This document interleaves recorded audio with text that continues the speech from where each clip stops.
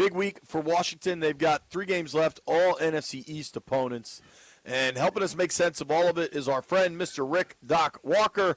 DOC, what's up, dude? How are you? Oh, gentlemen, I know you guys are saying I can't believe it. He's back and they won. You guys enjoyed having me on that losing streak, but we changed that quickly. Well, no, we had you on because we knew you would change the streak. Well, thank you, Brother Mitchell. That's all I'm saying. Well, after a win, we had to have you on because last week you said we only called you after losses. That's basically the way you guys treated me. Where do you want to start, Doc? Talking about the game that was, the game that will be, or the decision that was made? Hey, man, I follow Landfill. Whatever he's scripted, that's what I follow. He's not there Not today. even here today. He's always there. His presence. No, we got your cousin in there today. Dr. Brother Jeff Walker. Brother Will, either way.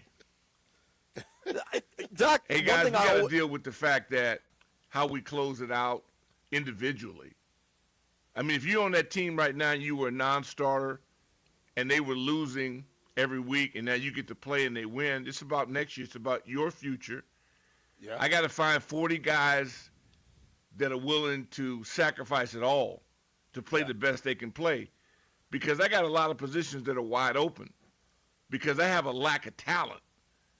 And so when I see Senate go up making a big I was screaming and hollering how happy I was that finally these people had been released that they had picked, because I'm starting to question all of them.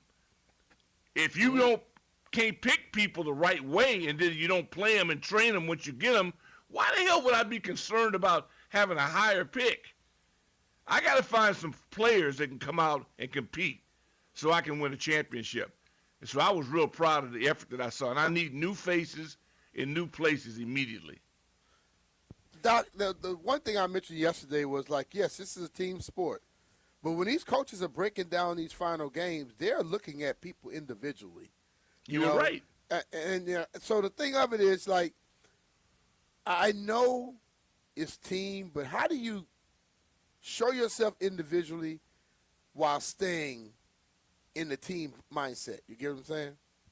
Mitch, I heard you. And what I'm saying is that the people that were playing before you that couldn't stop a dead man, if you're not better than the people that have been playing, I don't even know how you're on the team. So when I see guys coming in and immediately making an impact, I keep saying, what did it take so long? And are you seriously thinking about bringing everybody back intact? Somebody's got to pay for what happened. I'm not washing this off. I don't blame management. They said get the crown jewel off the field because they don't trust them.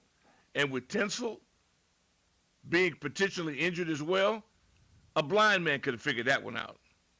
Mm-hmm. You think the Tunsil part played a role in the decision to shut Jaden down? Because I do, because it's a panic. What you're saying is that I no longer trust you with my asset. So I'm going to protect it's football. It would be like NASCAR pulling a driver out to because they don't trust the car. What are we talking about? It's a reckless sport. Nobody talks about protection. We talk about playing hard and hoping. This is not a run-scared sport. What they're doing right now is protecting, in my opinion, protecting an asset because I no longer trust you to protect it. Doc, when you look at the big picture of this thing, they finally beat the Giants last week, snapped an 8-game losing streak, hadn't won in 70 days, which is pretty remarkable. Long time. How significant is the fix here? Like, how big of an overhaul is required, or how much do you look at injuries kind of sunk this season as well? I kind of needed to end to make a real assessment. But I look at Jacksonville. What do you think about Jacksonville? They look pretty good. Yeah, now they do. How about last year? Yeah, they were garbage last year. It can flip. flip. So teams do that. Only the Browns stay stuck on stupid forever. So if you can't fix this, then your management needs to be beheaded because this is a competition business. Everybody's judged on results. So it took them too long to react to things. That's their fault. They have to look at themselves internally once this is over. That is, if you want to win next year. Because there's no way in hell you can look me in the face and tell me, well, we're going to be fine. Well, wait a minute. You got the same people doing the same thing. Without change, I'd be stunned. Somebody's got to come in and institute something that was lacking. Or you can blame it on mistakes. And then I think we all know that's bull malarkey because people come back and win. You didn't have the right people, but yet you're picking the people, you're training the people. So who are you going to blame? Yeah. I mean, they're in a very unique position. I don't believe anybody's job is in jeopardy. And I think you see that by the actions. Like, if Dan Quinn's job was in jeopardy, he would be wildly uncomfortable with the suggestion of shutting down his best player. You know what I'm saying? Like, he'd be like, we need him on the field. And I'm not firing people either. I'm just saying, whoever's in charge, it's your investment. What do you see? Yeah. Well, and, you can also say, well, look at last year. Because they're Jekyll and Hyde, I give them the benefit of the doubt. Was it really just one guy that propelled him? I don't believe that. I believe it was more than that made him so good last year. So you have to at least look at it and go, I think they've earned the benefit of the doubt with some corrections. Because there's some people on their staff that I'm convinced won't change. And they don't seem to have the ability to adjust them. They would be under big scrutiny if I were in charge. Because I'm not going to beg you to do something I need you to do if I'm in charge. The question is, who's really in charge? It's a fair question. And I think what's unfortunate with 3 games remaining, including 2 home games, where, especially that Christmas Day game, people paid a lot of money for these tickets. And now, you're probably not seeing the game you expected, to say the least. But I think you haven't seen the team you expected, so you can get over that. Sure. Yeah. But I think B, I'm with you. But how about this? I love these last 3. I think it's an opportunity of a lifetime. Don't talk to me about preseason next year. Nobody plays. Nobody plays in preseason. They play now. So I get to evaluate people now to find out, are you going to fight? And I got the big bad bullies. I got Philly and the Cowboys. So I've got 2 bullies and your supposed rival. If you can't rise to the occasion now, you don't have it in you. Why would I want you? This is ideal if you're a competitor. If you're over there now and you didn't go and get playing time behind that group that lost 8 straight and you couldn't get on the field as a competitor, you should be elated. Now you get to go show it, because the problem was the people who make the decision as to who plays. If you're a competitor. Now, if you're a bank robber and you just didn't get a bag and get paid, then that's exactly what you saw. You can't convince me that they don't have some people hungry on those sidelines that thought the people ahead of them were garbage, and they're happy to have a chance to play. Prove me wrong. And if they weren't thinking it, something wrong with their mindset. Exactly. Yeah. Exactly. Y'all act like, well, not y'all. Most people act like this is freebie. Man, this is the most competitive group of human beings on the planet. You're going to lose 8 straight weeks and there's been no fights? Nothing happened? You got to be kidding me. Did you want to see more reaction during the losing streak? Because I almost wondered if at some point, even if it was performative, if at some point DQ would have just flipped out. You know what I mean? Well, he got to be who he is. That's not my decision. That's the management. Sometimes you'll see players trying to get stuff going more often than not. You think Mitchell? Could you imagine BMitch on an 8-game losing streak? Do either of you remember the longest losing streak you 5? We had about 6, 7. Yeah, 5. I think we had 6 or 7. You trying to make a 6-7 joke? No, I'm telling you the truth. Yeah. Doc, how ornery were you during a 5-game losing streak that you clearly remember well? Well, what we were, it's humiliating. And how about this? Model. When your coach is sleeping at the building, how do you feel? Yeah. See, that's what I'm saying. Don't fall for the okie doke, all right? I don't give a damn what they say.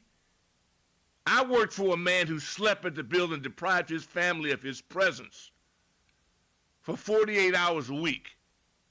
So think about that when you hit the club or you go do your thing or you all this and that. This dude sleeps at the building. So I see him doing everything possible. And we got the greatest fan base on the planet. So you care, you say you claim, where we care, we bleed. No, you show it. You don't talk about it. We got the most vocal group on the planet. So if you just stop listening to them and just watch them, they'll show you who they are. So, Doc, I had to pull this up because I found it interesting. So, obviously, you guys started 0-5 in Joe Gibbs' first season as a head coach. Yep. Turned things around at a pretty significant pace.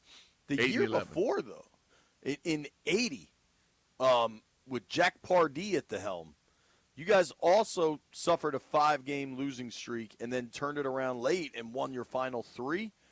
Did those feel different knowing it was a first-year head coach? I got an 81. Okay. Sorry. I just was looking through the – I remember that. I remember the run they had. Riggo was a beast. I was watching them. They beat Dallas. And no, I mean, in this town, you know how this community reacts to the burgundy and gold. If that's not enough to get you going, I need to get you out of here because you don't get it. I don't need my coach to be a motivational speaker. I'm getting paid. Yep. The biggest problem you have is if you really believe somebody's talking these guys into their performance. That's what the check is for. So either you're overpaying people. Beg your pardon? I agree with that. I agree with that 100%. Like, well, I know you do. You are sealed. I get you. I just get to the point where I get tired of every time the coach being blamed because somebody after the game, I think it was Revo, who stated, he said, "Listen, man," he said, "were they happy about getting the win?" He said, "Yes." He said, "But I'm frustrated that it took us so long." Exactly. To try to figure this thing out as players. Right, I love it. Okay? Because I think players getting together, being honest with each other, get stuff moving quicker than somebody doing a scheme for you.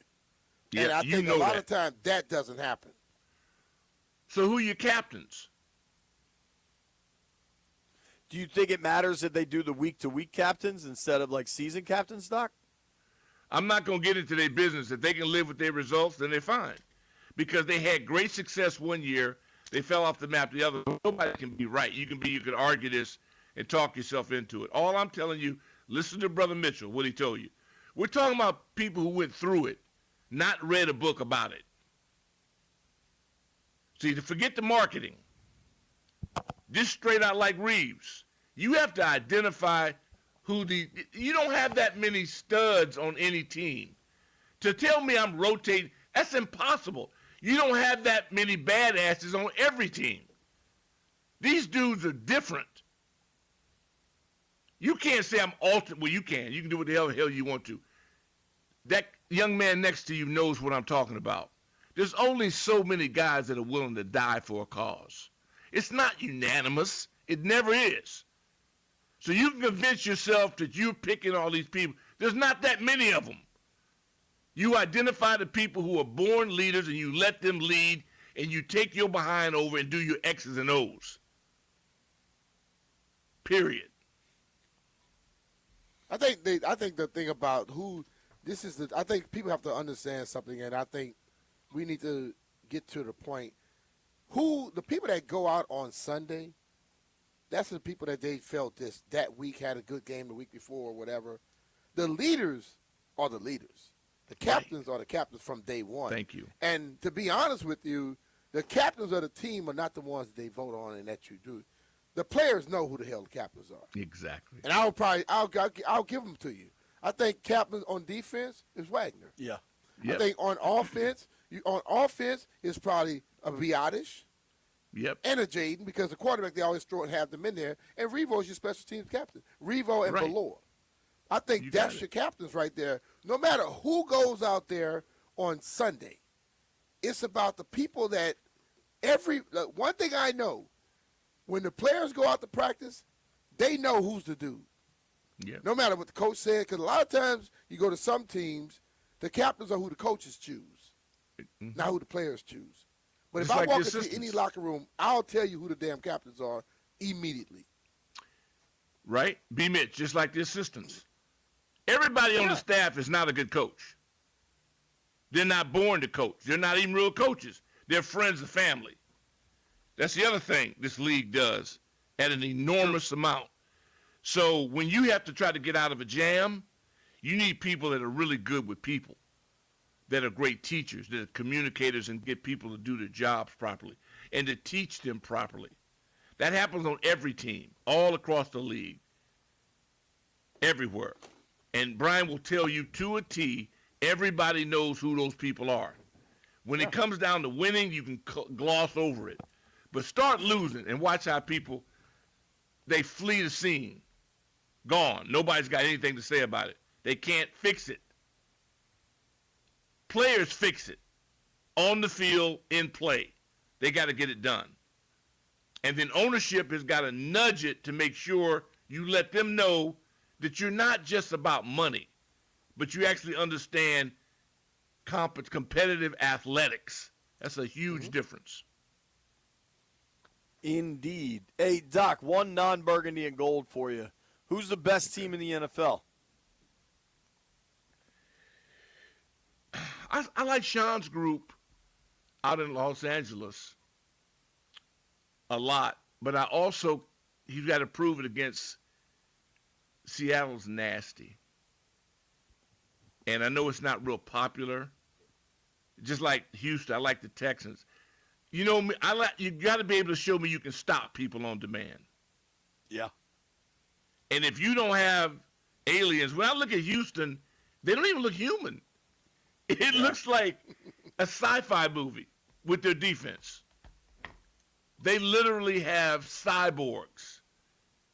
You want to know how your team looks? Compare them to what Houston's defense looks like. You look like AARP compared to the Houston Texans defense. They look robotic, like aliens. Doc, how often do you see DBs come up and run support like the way Houston plays defense? Houston hits. I don't, dude. It blows me away see- every time I watch. Yeah, it is. They're different. Now that doesn't mean they win it, but they are different. You know, it's just like when you look at Denver, and that's why I had false sense of security and hope the way we played. Well, how we've played good teams here when we've turned it on and got our stuff together. Because we don't play complementary football. Our defense may not be as bad as it appeared to be, but you got to be in sync with your offense. If they're not going to help you out and grind that clock out and run the ball, then now you're just hoping things work for you. You can't control it because you refuse to play complementary football because you're trying to prove a point. See, I think So the you're first allowed half, to do it. So I ain't mad at him. Trust me, I like him. I ain't mad at him. He's not in charge, but he acts like he is. So if they allow him The to get first away with half I it, saw that, why would Doc. I be mad at him? The first half I saw that. I saw complimentary football. Yep. The second half I didn't see that. Yeah, but that's the only time you see it. And honestly, the complimentary football, the best stretch they had was 2 special teams plays surrounded by 3 excellent defensive plays. That was Boy, the stretch doesn't that that opened hokey the look game up. good? Who'd that hokey remind you of? Yeah, guy with a mustache. But Isn't that even something? before but Doc, even before the punt return, the punt that Tress ripped from his own 10, that Yeah. flip field position, and the coverage by Revo. I mean, think about Unbelievable. the field position change. Revo It's tackled that dude on the amazing. opposite 25. Yeah. Just imagine where they would be if they could get somebody to make them run the damn ball, and chew up clock, and let that offensive line, the Fab Five, show off, flex their muscles. Just think.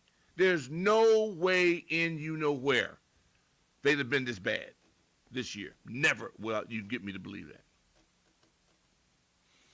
Doc, we appreciate you. We'll see Appreciate you, young next man. Tuesday, sir. Hey, Landfill. Thank you, Landfill. I know now that they Landfill win didn't it do again, nothing. Landfill didn't I'll do be nothing. pushed J- back down. JP, You guys, JP, but it was nice Landfill's at talking the to you. beach. JP told Oh. Landfill to come get you, dog. No, I Landfill's did. at the beach. I did. You did what? Jeff, I you put did in. nothing. Jeff, I you put did in the nothing. chat. I put in the chat. We should get Doc too. Do I need to post the screenshots on Twitter? Walker. After man. somebody already had put Hey, it Walker up. to brother, I Walker, appreciate baby. you, man. Because Doc, my boy are you available next BMitch and my Tuesday boy at 11? JP, this is what happens when the win streak was going on. They go, Doc, who? What win Then the streak? thing falls What apart. win streak? See, Last year? you just lied on yourself, Jock. You said win streak was going on. When was that? Hey, Doc, in case you got blow us off next Tuesday, I'm going Okay. to say Merry Christmas right now. Hey, look, man, I'm not going to do a Sheehan to you guys, okay? That's Coach Sheehan. Never here. All You know what I Never do here. I'm know, B? always available.